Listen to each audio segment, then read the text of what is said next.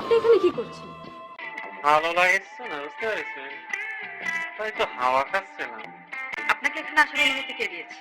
আমি যখন আইসেছি ওই অনুমতি নেওয়ার মতো কাউকে খুঁজে পাইনি, বুঝছেন? আপনি যখন আইসেছেন তখন আপনার কাছ থেকে অনুমতিটা নিয়ে নিচ্ছি। আমি কি এখানে বসতে পারি আপা? না, দিলাম না অনুমতি। এখন আপনি রুমে যান। বুঝলাম না, আমি এইবারের মাইয়ের জামাই হওয়ার পরেও আমার এখানে বসতে পারমিশন নাকি কিসের জন্য? আপনি এই বাড়ির জামাই, এটা মা বাবা জানেন। আর আপনি এই বাড়ির জামাই না, এটা আপনি আর আমি খুব ভালো করে জানি। তাই এখন থেকে কোথাও যাওয়ার আগে আমার পারমিশন নেবেন।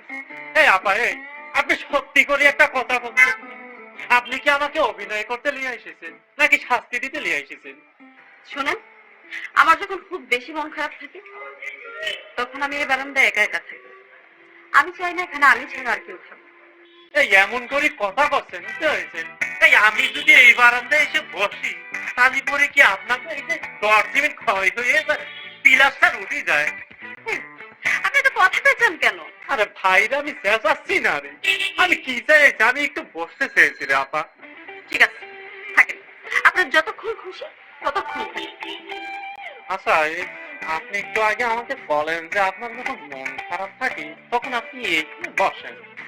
হ্যাঁ বলেছি। আপনার কি মন খারাপ? তা যেন আপনি কি করবেন? যদি রাগ না করেন তাহলে পরে একটা কথা কবানি আপনাকে। আমি না করলেও আপনি কথাটা বলবেন, সেটা আমি খুব ভালো করে জানি, তাই বলেছেন। আচ্ছা আপা, আপনি কি প্রেম করে ছেঁকা টেকা খাইয়েছেন নাকি? এই, আপনি এ কথা বললেন কেন? না, শুনেছি যে ছেঁকা খালি পারি নাকি মেয়েদের মেজাজ বদমেজাজ হয়ে যায়। তাই আপনার যে পরিমাণ বদমেজাজ, তাতে করে মনে হচ্ছে যে আপনি কম করে হলে পারিও 8-10টা ছেঁকা খাইয়েছেন। আপনি জানতো আমার চোখের সামনে থেকে ফালতু একটা লোক।